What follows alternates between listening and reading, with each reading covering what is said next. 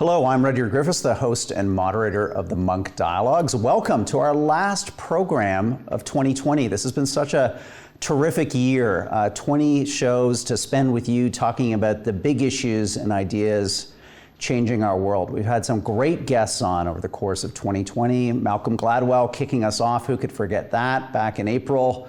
Fareed Zakaria, David Brooks, Samantha Power, the list goes on and on.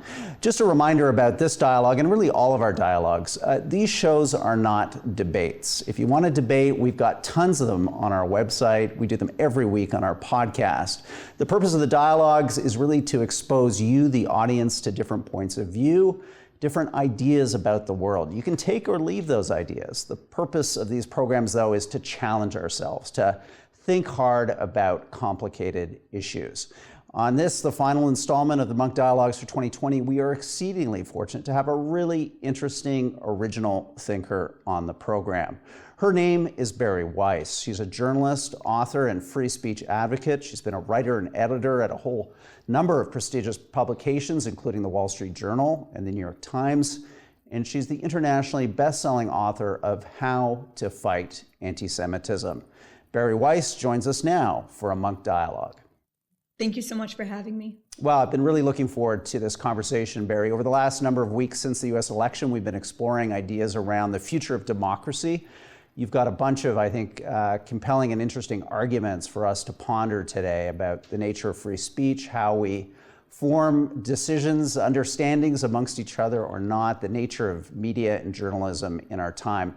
Bari, what I want to do for the first 20 minutes or so with you as we bat around some of those ideas is put up on our quote board here some quotes that you've said that I think capture some of your thinking today. And the first of these, I'll read it to you, is the following. You wrote this in 2020, I believe. Criticism is great. What cancel culture is about is not criticism.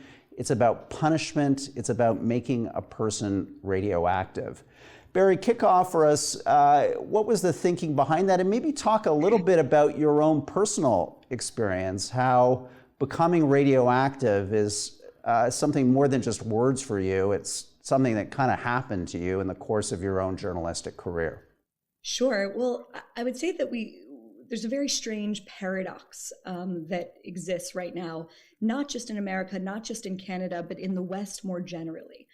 Speaking of America and Canada, we live in the freest societies in the history of the world by any measure.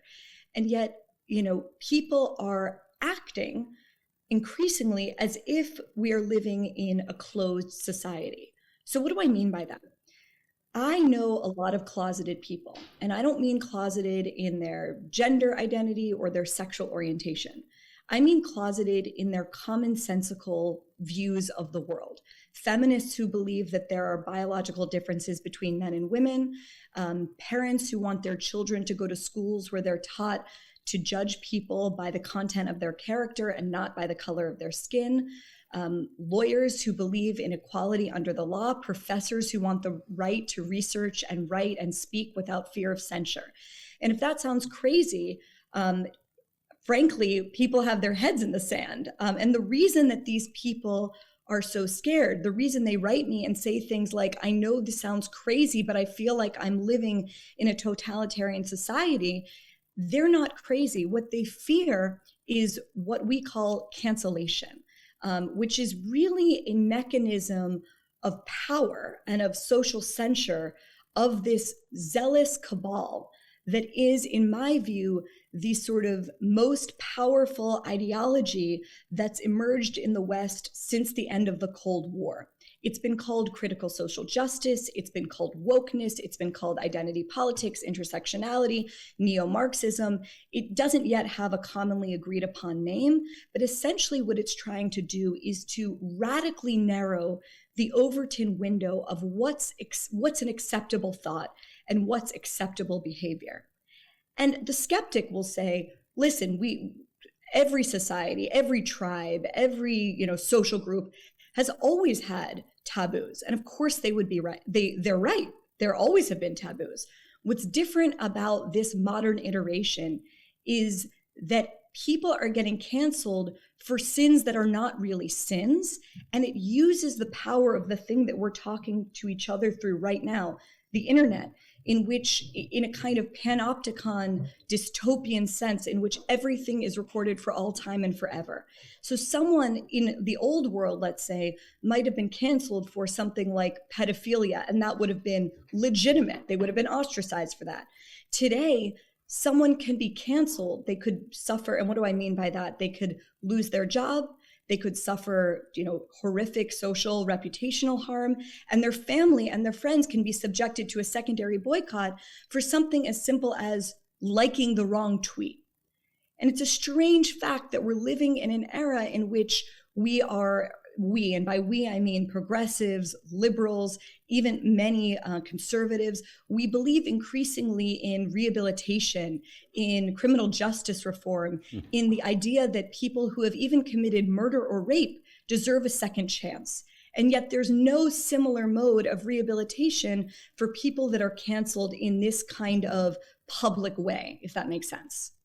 It does, Bari. And what would your response be to the person who says, though, that these are perilous times, that we live in a society that has gone from mere divisions to rampant polarization, and that polarization occasionally spills over into violence.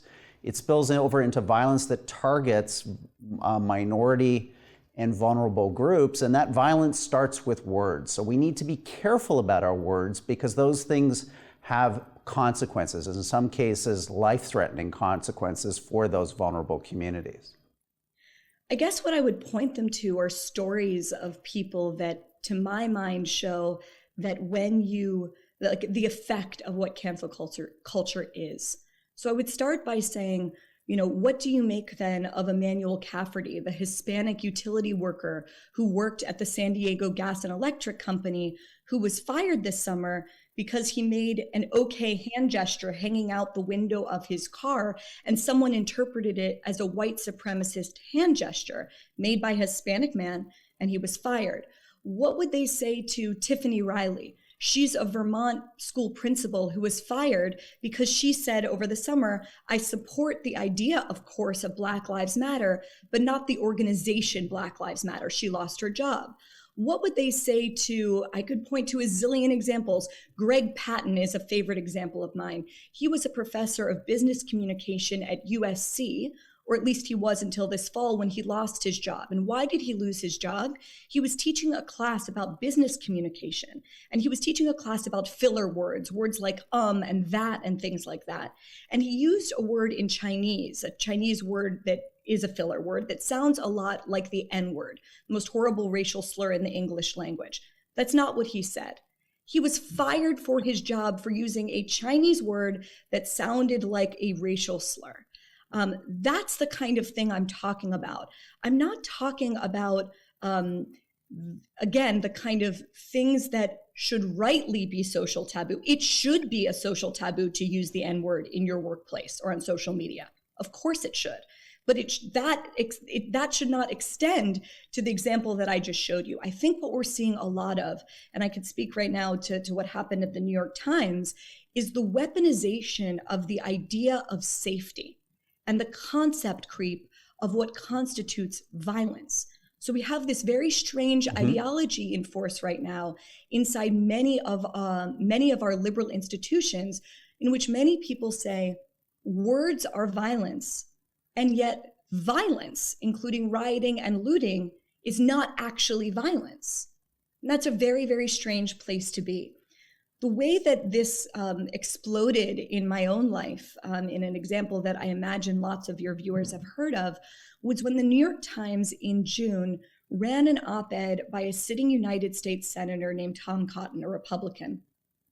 And in it, he called for using the National Guard not to put down peaceful protesters, but to put down armed and violent rioting that took place in many American cities over the summer. Controversial op-ed, no doubt, but it was a view then held, according to polls, by more than 60% of the American population. And you would think that the New York Times, as the paper of record, would want to be in the business of exposing our readers to lots of views across the political spectrum. What happened after we ran that op-ed is that more than 800 employees of the New York Times signed a petition saying that that op-ed put the lives of Black Americans, and specifically the lives of Black New York Times employees, in danger. I'm not saying that words can't cause harm. God knows that I've suffered harm from words. But the idea that an op-ed could be weaponized in that way, which ultimately led to the forced resignation of my boss for having the temerity to run an op-ed by a sitting United States senator, to me shows that we're living in an era with a very dangerous and chilling spirit. One in which censoriousness has replaced open dialogue, in which persuasion has been replaced with public shaming, in which the idea of debate has been replaced with deplatforming. And one of the things I find so strange is that journalists, people whose trade is curiosity and open-mindedness, that's the coin of the realm, are oftentimes calling for this sort of censorship themselves. Bari, that's a great segue to go to our second quote of yours, just to flesh out our discussion together. The truth isn't a process of collective discovery, but an orthodoxy already known to an enlightened few whose job it is to inform everyone else. Maybe you could use that as a jumping off point to talk about your kind of broader criticism of the mainstream media today and how it's approaching difficult and contested debates in our society. Sure. My argument would be, and it's, I think, a pretty boring and old school one, but apparently it's controversial these days, is that the public conversation, and not just the public conversation, but progress, benefits when we have the most expansive and capacious public dialogue about sensitive issues as is possible. Right now, we are living in an era in which what political scientists call the Overton window of acceptable debate has narrowed to something like a sliver. What do I mean by that? I mean, not, the Tom Cotton example is a great one, but there were op-eds I tried to get through as an editor at the New York Times arguing, for example, that there would be a reason to support Brexit other than xenophobia or hatred of immigrants. There would be reasons for people to vote for Donald Trump other than white identity politics or racism. Those kind of arguments are increasingly hard to smuggle through the legacy media channels. And I think that, you see the effect of it when, just look a few, weeks ago, God, I've lost track of time in COVID, where the press, the legacy press, and all of the pundits, all of the pointy heads in America told us there was going to be this massive blue wave. And in fact, what happened was not a blue wave. And there was a record number of minorities in America that voted for Trump, arguably the most controversial Republican in living memory, maybe in all of American history. Why? If you read the New York Times, you would think that the only reason to vote for Donald Trump are these horrific reasons that I just expressed to you before. It is a problem when the paper of record, and I'm not just speaking now about the New York Times, I'm speaking about the legacy press in general, does not accurately reflect the world as it is to our readers, but reflect the world as we want it to be. It's a little bit like socialist realist art. It's newspapering and journalism for the sake of pushing a particular political narrative rather than for the sake of exposing our readers to the widest range of ideas and news and truth, even when that truth is inconvenient. And the reason for that is not just that people are invested in this profoundly ideological movement, which we could talk more about. It's also the business incentive, which is something I don't think we talk enough about when we talk about this topic. Remember that the old model for news media was the advertising model. You had to fear, if you were an editor or a writer, angering the advertiser. That's no longer the case because of the internet. The boss of the New York Times is the subscriber, is the reader. Right. And if you look at recent polls, more than 90% of New York Times readers, and I don't mean to keep harping on the New York Times, it's just the example I know best. We could talk about MSNBC, similar numbers, and Fox, obviously the mirror image in the opposite direction. More than 90% of New York Times readers identify as liberals and Democrats. So you know that you will make your readers happy by continuing to serve them outrage porn over the president or over the Republican Party because they're already there. It's like feeding them a hit of heroin. And I know that even as an editor and as a writer myself, all of the incentives point in that direction. Because you know, if you're a columnist, well, what's your goal as a columnist? You want to be widely read. You want to go viral. You want everyone to talk about the piece that you've written. The surest way to do that, and I felt this very strongly myself, was to write yet another piece about how horrible Donald Trump was. And God knows I felt that way, just like many of my colleagues did. But I think that the best and highest use of journalism isn't simply to tell readers what they want to hear. The problem is that is what the business model right now is pushing toward. And right now, we don't have a good alternative business model that incentivizes, frankly, things that cut against the grain, that go in the opposite direction, that anger our readers, if that makes sense. Yeah, no, these are great insights, Bari. I want to, before we move to audience questions, put up another quote board from you. I think it's a great kind of summation of your views on journalism today. Rule number 1, speak your mind at your own peril. Rule number 2, never risk commissioning a story that goes against the narrative. Rule number 3, never believe an editor or publisher who urges you to go against the grain. Eventually, the publisher will cave to the mob, the editor will get fired or reassigned, and you'll be hung out to dry. Bari, what is your advice to journalists today, and especially to people who are, considering what many feel is an important profession, not just, because it gives you opportunities to express yourself, but as you've just discussed, it's a profession that should fulfill a public good.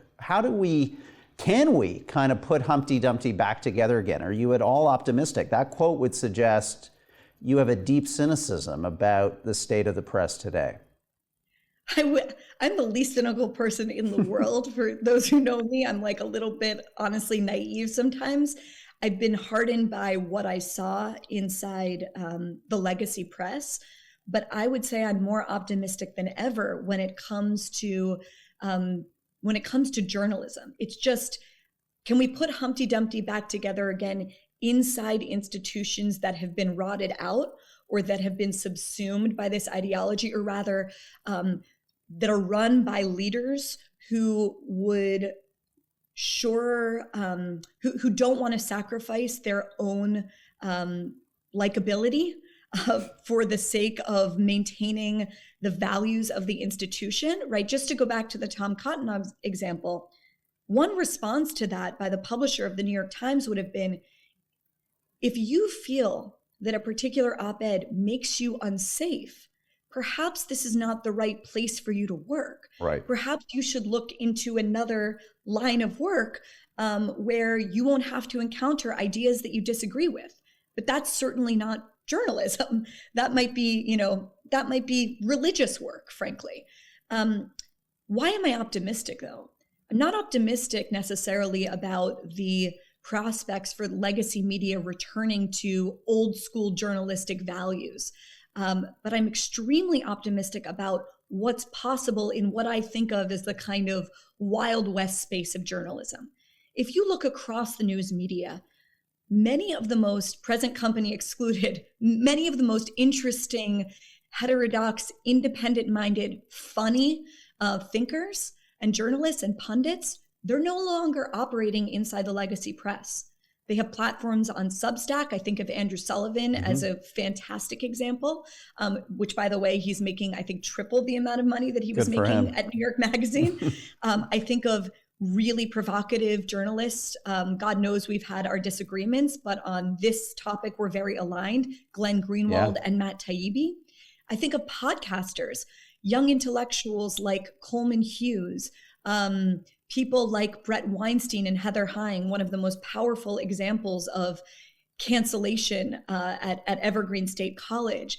I think of Sam Harris, I think about Megyn Kelly's new podcast.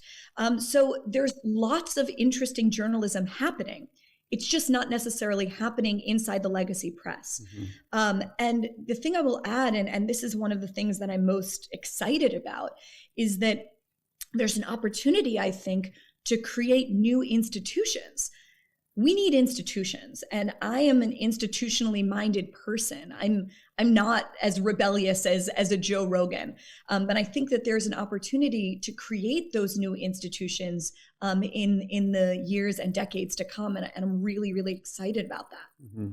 So Bari, that is an optimistic view. I agree with you about how the media could be repositioned, but what about society itself? Because as you describe it, these legacy organizations are reacting to a reality. They're reacting to a reality of a world that has been fractured into a myriad of audiences, each of which is coming to a paper like the New York Times for a different reason. Their business model, as you accurately point out, is based on, satisfying that audience. Is there the basis to find and create bigger audiences that come to common understandings about difficult issues in society? I mean, have we lost that as an inherent ability within our democracy, and can we regain it?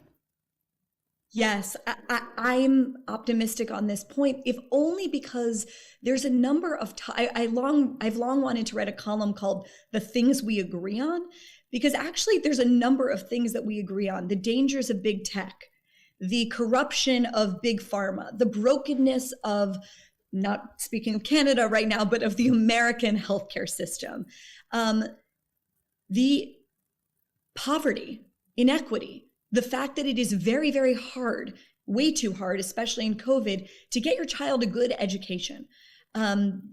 Most Americans, by the way, are extremely, and the polls show this, allergic to the idea of cancel culture and the religious zeal of wokeness ideology. I mean, there was a recent Cato study that showed that 62% of Americans admit to self-censoring. And that's the majority of Americans. So I really believe that there is an ability for us to come together. I think that you're totally right that right now, the legacy press, as it serves an audience of like-minded people, it actually continues to polarize that audience. And so the question is, could one create a journalistic enterprise that focuses on the topics that are totally uncovered or ignored by the mainstream, that touch on some of the things we agree on? I mean, there's a bunch of topics that come to mind. Excellent, Bari. These are great insights. The problem isn't just social media. We need to think of the impact of the legacy media on the tenor and tone. Can I add one thing? Yeah. I really want to stress the amplification effect of a few very strident Twitter users. That does not represent the mainstream of America. Most people are not on Twitter. Most people, like the dentist in Cleveland or the accountant in Dallas, they're just going about their day. They're not thinking about all of this stuff. The problem is that most journalists live on social media and live on Twitter and are therefore following these trends. And I think in a way, it's a bit like the tail wagging the dog. They're getting fixated by it and are allowing it to affect the things that they cover and what their perception is of the reader. I can't tell you, speaking of self-censorship and that statistic I told you about, 62% of Americans self-censoring, the amount of self-censorship that takes place among people whose job it is to tell the truth about the world, namely journalists, and I'd include even aspiring academics who want to get tenure, it's profound. It's absolutely profound.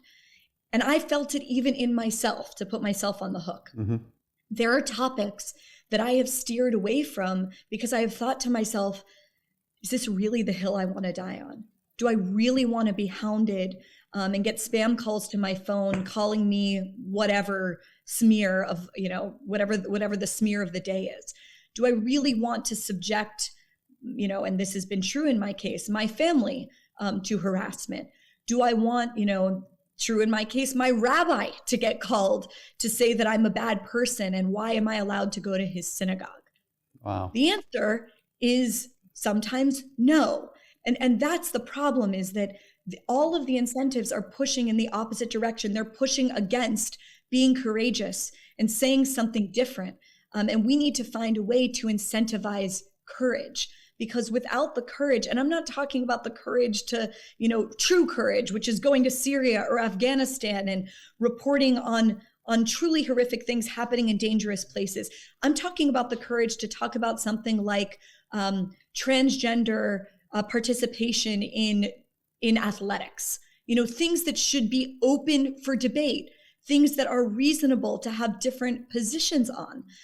That's what I'm talking about. When it takes courage to express common sense, when it takes courage to express views that up until 5 minutes ago were totally acceptable to hold, that we're in a very dangerous place in terms of open debate and the spirit of true liberalism thriving. And that's where I think we find ourselves right now.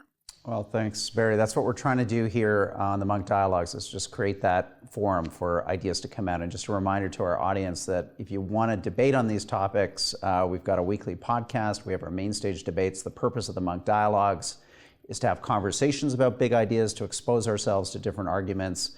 It's entirely up to you whether you subscribe to the arguments or not. Hopefully you're having a raging debate in your house or your home right now about this conversation, because that's what the purpose of these conversations are.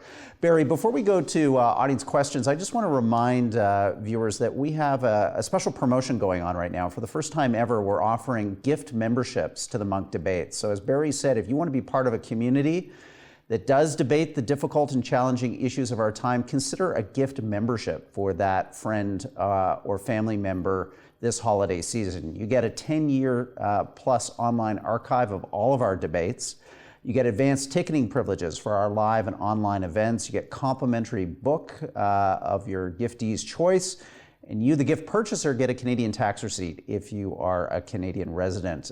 You can access your gift membership right now at monkdebates.com/membership. Use the promo code MunkGift2020. Again, that's MunkGift2020 for 30% off our standard $99 annual membership. You're really helping us out and promoting this cause of civil and substantive debate. We've got all this for you, the promo code, the discount, until December 25th. So last minute Christmas shoppers, we've got you covered.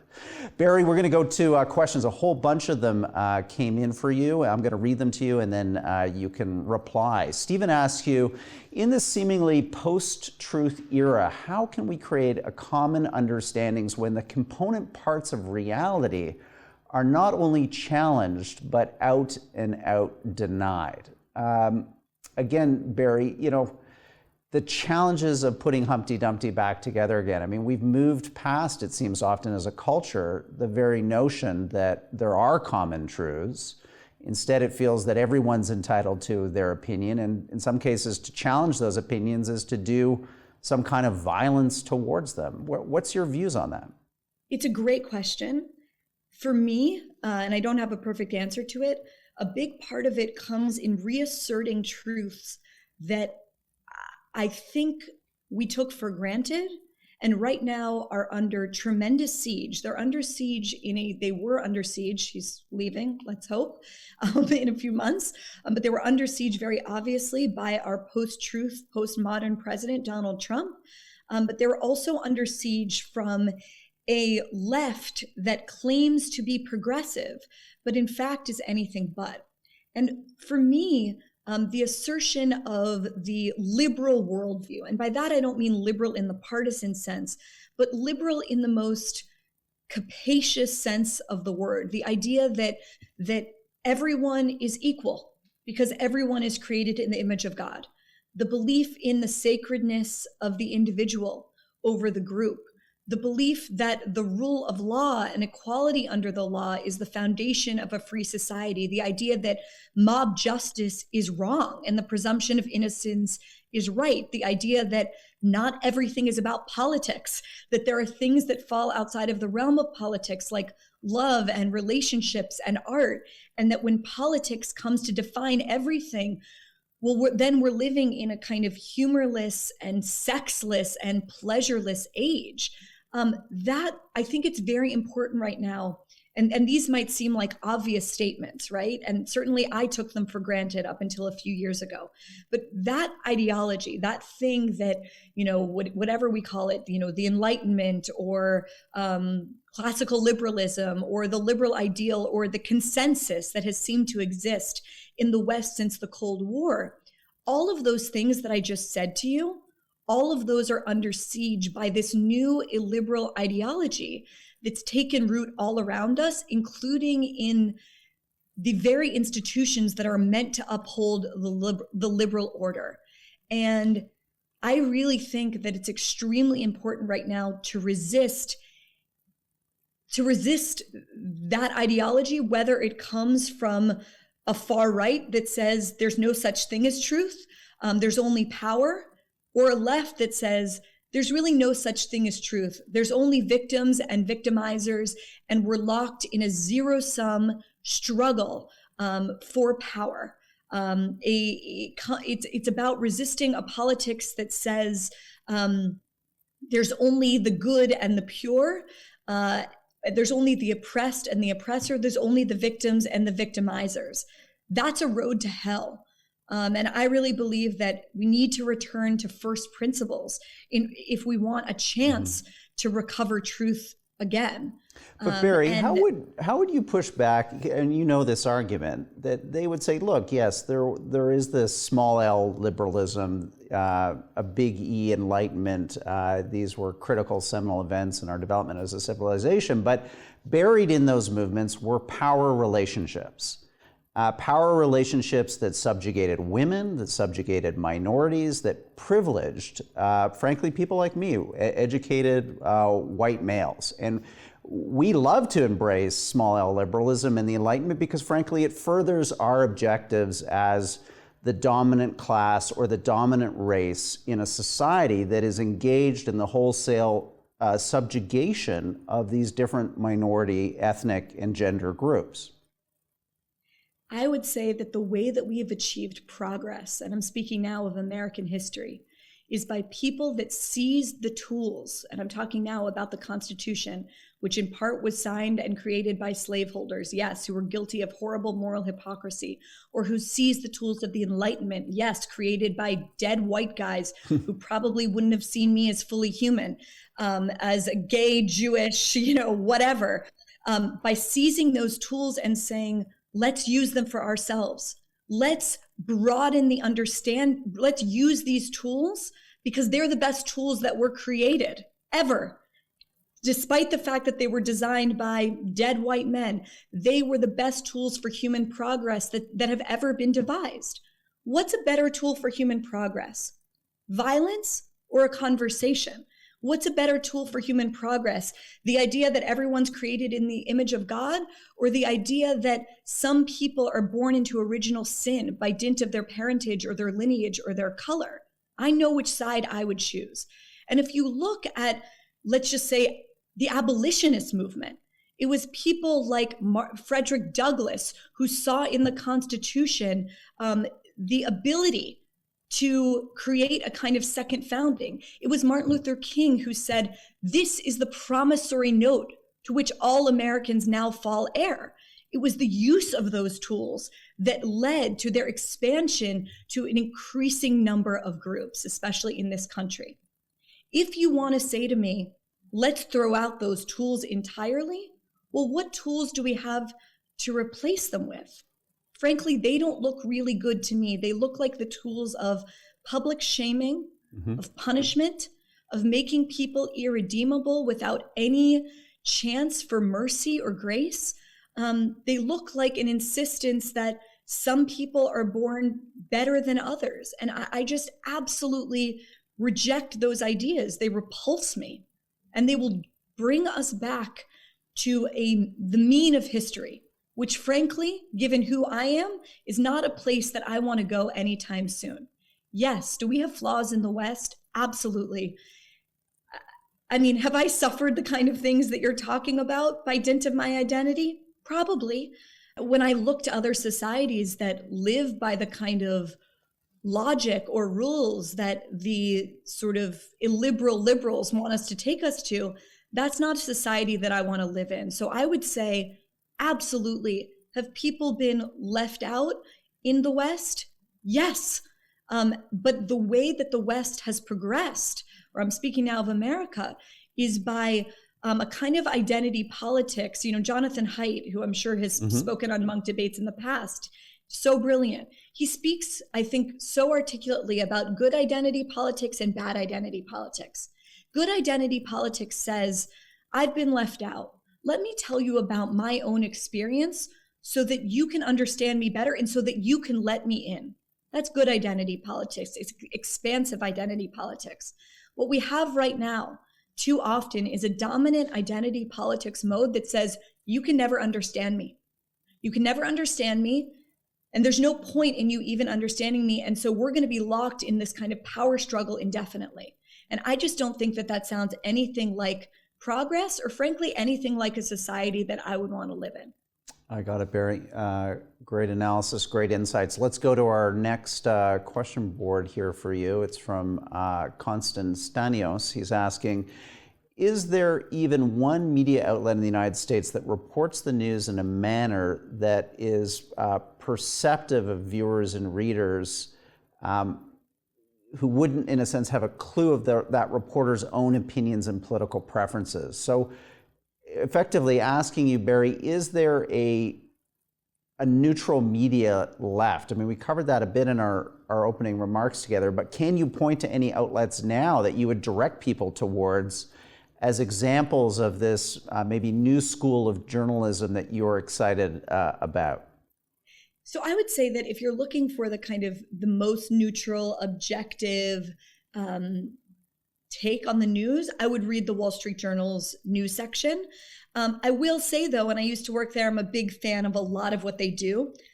There's a reason that the New York Times, I think, can be a bit more fun to read, and it's because it has a voiciness that I think I, as a reader, and lots of other readers really enjoy. But what I do right now is I read a lot more than I used to. Okay. I read the Wall Street Journal, I read the New York Times still, for sure, and I read lots of journalists. And what I would say is, this is not something that most readers do that are not professional journalists, but pay attention to bylines. There are certain reporters that I really, really, really trust. Michael Powell is a great example at the New York Times of someone who I always want to read because I really trust him. Our China reportage, the New York Times China reportage is excellent. So unfortunately, it puts the burden on the reader more than it should be, but you should read everything with a bit more skepticism and just try and read more. And I would say venture out into the Wild West territory of journalism and start following some of the names that I mentioned before. I think that you will find that they're covering topics that are just overlooked by the mainstream press. A really good example of this is Zaid Jilani, who freelances around, Michael Tracy, who's been covering what's been happening in American cities over the summer. There's a huge list. I'm happy to send around a reading list. Yeah, we'll put it on our website. Yeah, no, these are great. And as you said, to remind viewers who may not be familiar with Substack, check it out. It's a really interesting email kind of subscription model that a lot of journalists have gone to with real success, and it's producing some terrific analysis and reporting. Let's go to our next board for you. It comes from Larry. Larry asks, I think it's clear that the election of President Trump was in some ways a response to and a rebuttal of mainstream media's political correctness. We now anticipate a swing back to that MSM consensus view with the incoming Biden administration. At least that's Larry's view. How does this movie end? So where are we at, Bari? Is this like a ping pong game that we're going to kind of bounce around ideologically based on whichever incumbents in the White House, and the mainstream media kind of follows the ball back and forth? Is that to the benefit of readers and viewers? That's a really good question. I don't think we're even close to the end of this movie, to use your metaphor. I think that the ideology that has swept through the legacy press, that had its nucleation point in the universities, and then has, the old idea, right, was that the radical views that students were marinating in on campus, and this was a view shared by Republicans and Democrats, liberals and conservatives, was radical ideas. But, as these students make their way in the world and they get their job in McKinsey or JP Morgan or the New York Times or the halls of Congress, they'll leave those ideas behind. And the good news and the bad news is that ideas really matter. And when you're marinating in a particular set of ideas during the most formative years of your intellectual life, those have an impact on you. And so rather than young people, and this movement is really coming from young people leaving those ideas behind, they've taken it inside of the institutions, which is why you see now, and it's not just the press and it's not just universities, it's K through 12 education, it's publishing houses, it's Hollywood, it's big tech, and it's increasingly corporate America. So I think that this movement that I am really fixated on, because I think it's one of the undertold stories of our time, the way that it is managed to capture so many of our institutions, I think it's going to continue to roll through them, not especially, but I think it's going to continue to roll through them, and it's going to continue to be unscrutinized by a press that otherwise should be telling us this extremely important story. It's a story that I want to continue to tell, and that is, if culture is downstream from politics, which I've always believed that, then it's going to continue to find its way, I believe, inside the mainstream of the Democratic Party in the years to come. But let's see if I'm proven wrong. Fascinating stuff. Let's go to our next question. We're going to try to get through as many of these as we can. We had a lot of questions for Bari this week. How does the internet deepen the so-called paradox of intolerance? Here I'm referring to Karl Popper's famous formulation that in order to maintain a tolerant society, we must be intolerant of intolerance. I mean, this is something you've thought a lot about, Bari, as a person who has campaigned and taken a strong view on anti-Semitism in its various guises and forms. I mean, to what extent is intolerance valid? Because we are trying to stamp out those intolerant beliefs to create that space of tolerance where civic dialogue can occur. These are difficult, blurry lines to color within. Going back to something I said before, and it's a brilliant question, there absolutely should be intolerance for bigotry. The question is, what is bigotry? Is it bigotry to say I support Black Lives Matter as a thought, but I don't support the organization Black Lives Matter because I don't believe in abolishing the nuclear family, or I don't believe in defunding the police or unraveling capitalism, which are all tenets of the organization.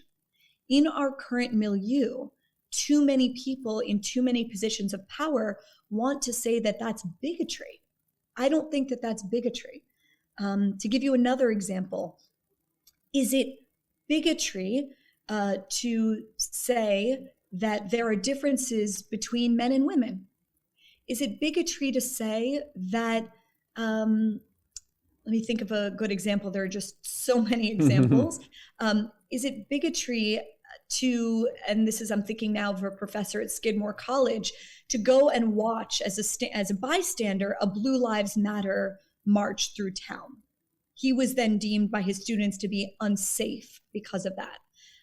Is it bigotry to, I could go down I'll give you another example. Is it fair to hold family members accountable for the bigotry or past bigotry of their relations? An example that I always think about when this topic comes up is Majdi Wadi. He's a Palestinian business owner in the Midwest. He runs a company called Holy Land Catering. It's a really successful catering and restaurant company, or at least it was until tweets that his daughter had put out when she was 14 and 15 years old, which were unapologetically racist and anti-Semitic. They were wrong, were ousted. Now, she apologized. He fired her from the business. but his business was still decimated. He lost his lease. He lost a lot of his major contracts. Is that, I mean, to use my language, is that American? Is that liberal? Is that fair? That's the kind of thing I'm talking about. I'm not talking about taboos on Holocaust denial. I'm not talking about taboos on discriminating against people because of their skin color or their gender or using racial slurs. I'm talking about an attempt to widen beyond reasonable recognition the boundaries of what bigotry is, and then therefore smearing people as bigoted as a way to remoralize society and narrow what is an acceptable position, if that makes sense. Yeah, no, I got it. Let's keep moving through these questions. Our next one up is from Raj. He's asking, free speech from the mouth of leaders like Trump has caused considerable damage to the norms of political discourse. How can society address and manage this going forward? There's been attempts, Bari, and I wonder what your thoughts are of, Twitter coming out and putting disclaimers on the president's tweets. We seem to be making some efforts to kind of police discourse, I guess, in ways that arguably would lead to a more civil, substantive conversation. Or do you think those are either ineffective solutions or solutions that have their own inherent risks embedded within them? Yeah, I'm real skeptical of the discernment of companies like Twitter and others on this score, simply because, it's all well and good, fine, have a disclaimer next to Trump's tweet. But then if there's a disclaimer next to Trump's tweet and you still allow the supreme leader of Iran, who is peddling out and out Holocaust denial and blood libels on your website, then where's your standard? That's my problem with a lot of these new rules that I see taking place. You can get booted from the platform indefinitely if you misgender someone or use the wrong pronouns, and yet you're allowed to remain on the platform if you are a medieval anti-Semite. That doesn't seem to me to be a consistent principle. Okay, good point. Let's go on to the next question. We'll get through as many of these as we can. Up next is Lori. She's asking, Trump has been very supportive of Israel. How do you think the incoming Biden administration will be vis-a-vis its Israel position? And do you see an impact on anti-Semitism in the U.S.? Bari, this is another deep area of expertise for you. You've worked as a journalist at Haaretz. You've written a book on anti-Semitism. What is your view right now of the challenge of anti-Semitism in our society today? And what's Trump's legacy? He was a man who incited a lot of polarization and division in society, but he also took a very pro-Israel stance in a number of ways. So I think on this score and on many others, it's important to hold two truths at once, which is something that people seem to have a hard time doing these days. I was a very, very outspoken critic of Donald Trump. People can Google my name and Bill Maher's to see what I said about the president the Friday after the massacre in the synagogue where I was bat mitzvahed. I'm on the record saying lots of critical things about him, and that's what I believe. I believe that, as my old colleague at the New York Times, Bret Stephens, put it, that Donald Trump dismantled the moral guardrails that keep bigotry down. He stoked polarization if it was good for his own politics. He suggested at his worst that some Americans were more American than others when he was trying to criticize the squad, people like AOC and Ilhan Omar. Those are tropes that, as a Jew, are very, very dangerous and they get my spidey senses up. So there's no question in my mind that Donald Trump was a man who had no use for the better angels of our nature. And he was absolutely guilty of creating an atmosphere at home where bigotry that used to live in the basement came out of the closet. And we saw that most tragically in Pittsburgh, but also in Poway, also on the streets of Brooklyn. So that's a problem. On the other hand, if Donald Trump, who's a man that I disagree with on many things, goes out and says the sky is blue, I'm not going to say the sky is orange. And on lots of foreign policy matters, I was cheering what he did. Hawkishness towards China being one of those things, but the moving of the embassy toward Jerusalem, the recognition of the Golan Heights, and of course, most importantly, the normalization of Israel through the Abraham Accords. And I think we might see another one in the coming days if my sources are right.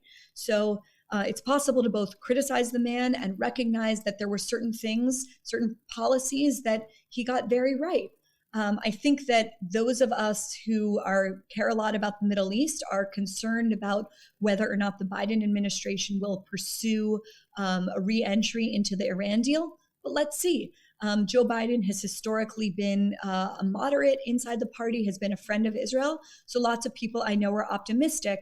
But I think the thing that would mitigate against optimism is the fact that the energy in the party right now seems to be with not with the centrists, not with the Chuck Schumers and the Nancy Pelosi's, but with people like AOC. So again, we have to see, but if we can learn anything from the Republican Party since the Tea Party days, so going back about a decade until, the culmination of that movement with, I would say, the election of Donald Trump, we know that, there's no law of gravity that says that the Democratic Party, like the Republican Party, needs to remain as it always has been.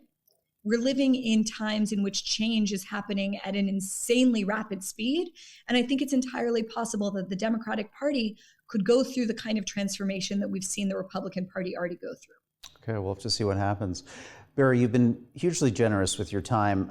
With all of our dialogue participants, we've been asking for book recommendations to kind of help us think through this moment we're in, the issues that we're confronting as a society. There's 3 books that you've suggested we take a look at. I'd like you to just give us a quick synopsis of each. The first is that classic, Alan Bloom's The Closing of the American Mind. Why did you pick that book? I will now quote Andrew Sullivan and say, use the headline of one of his most brilliant columns that he published a few years ago, which was, "We all live on campus now." The Closing of the American Mind was a book written by Alan Bloom about what was happening on college campuses in terms of exactly what the title expresses. But the same could be said of the country in general right now. It's not just about campus. It's that the mores and the closed-mindedness and the social censure and the spirit of liberalism that's taken hold on too many college campuses has now taken root in the society in general. I can't think of a more relevant book. Wow, thanks, Bari. Let's go to your next suggestion, The Captive Mind. Tell me about it. Why did you pick that? I wanted to pick books that all had the word mind in the title. The Captive Mind, and I can never pronounce his name, Milosh, was written in the 50s, and it is, my God, I got chills when I read it. I've read it a few times now in the past few years, and it explains the different modes that people employ when they're trying to either live inside a closed society, rebel against it, accommodate toward it. And I got an amazing email the other day from a woman who referenced Kettman, which is one of the words he uses to describe the strategy. And she said she was employing it in her own place of work at an American university. Again, a book that really speaks to our time. It's strange to say that because it was written about a closed society. We live in an open one. And yet I think any reader will recognize the typologies that he lays out being extremely relevant today. Terrific. And your final book recommendation, Fear No Evil. Oh my God. Fear No Evil is written by one of my heroes. Thank God he's still alive and doling out his wisdom, this time from Jerusalem. It's written by Natan Sharansky, one of the most prominent Soviet dissidents who suffered for his desire to leave the Soviet Union and to move to the state of Israel, which is a place that he lives today. It's a classic memoir of his time in the Gulag. He spent, I believe, 9, maybe 10 years there, again, for the crime of simply wanting to immigrate. And his is a story that I think is extremely relevant for our moment. I know I've said that about the past 2 books, but let me explain why for just 1 minute. Right now, there is no Gulag in America or in Canada. There is no social credit system like that exists in China. Yes, there's fear of social censure. There's fear of not being invited to the right dinner parties. There's fear of losing professional prestige or maybe even a promotion. But reading that book, Fear No Evil, and his most recent book, Never Alone, is a reminder of what people actually have had to suffer for the sake of living in truth and telling the truth. And reading that book is a great reminder to those of us who need a little spine stiffening of what real sacrifice looks like, and a reminder that if the worst that we suffer is that we lose a few, fair weather friends, or if we lose some professional prestige, or if we lose some invites to the right dinner parties, God knows that I have, well, that's really nothing in the scope of what other real heroes have suffered.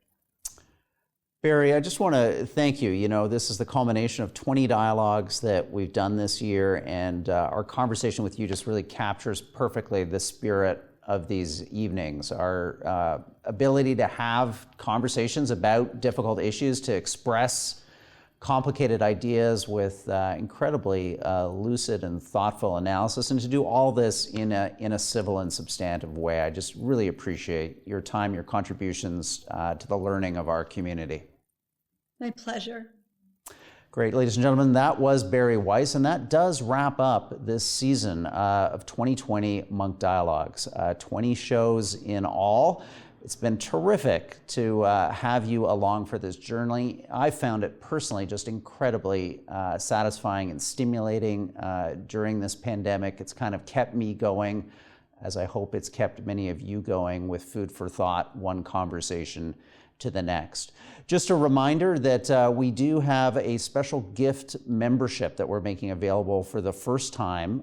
You can buy a membership for that friend or family member who loves debate across the Christmas table. Well, maybe it won't be the table this year, maybe it's the Christmas Zoom call, but you can get that family or friend who loves provocative debate a gift membership to the Munk Debates, all the benefits outlined there. Simply log on to our website, www.munkdebates.com/membership, and we'll give you 30% off for listening to this show. For being part of the Munk Dialogue, simply pop in the promo code MUNKGIFT2020 to get that discount. Offer valid until December 25th. Coming up right now, we've got our season finale post-dialogue members-only conversation with Janice Gross-Stein. We're going to go through the last 10 episodes this autumn. What are the key points, the key takeaways that we should be thinking about as we head into 2021? We're going to get into that right now with you, with Janice Gross-Stein. Simply go to our website if you have not already registered as a member. It's free. www.munkdebates.com/membership, and we'll email you a link right now. We'll also stick a link in the Facebook chat for this dialogue going on right now. Finally, I'd just like to thank a great group of sponsors who've helped us all year long bring these dialogues to you. Obviously, first and foremost, the Peter and Melanie Munk Charitable Foundation, who make all of this possible. Our presenting sponsors, Onyx and Gluskin Chef. Our supporting sponsors, Torrey's LLP, Bond Brand Loyalty, and Cassette Media, and a great group of media partners taking these dialogues to radio, television, podcasts all across North America and around the world. And finally, just a personal note of thanks here to Amber Mac Media, to Chris, who's been a fantastic technician behind the scenes putting this whole thing together, and to my friend Mark, who's been an essential part of this program, again, behind the scenes, making all these graphics and guests look terrific. And finally, I'd have to do a shout out to Sherry Naylor, my friend who behind the scenes does everything. Frankly, she is the Munk Dialogue. So ladies and gentlemen, thank you for being part of our conversation this year. Come to our website. Hopefully we'll have more information and news on the dialogues going forward and the plans we are up to in 2021. Have a safe, productive, and happy holiday season. We'll speak to you in the new year. Good night.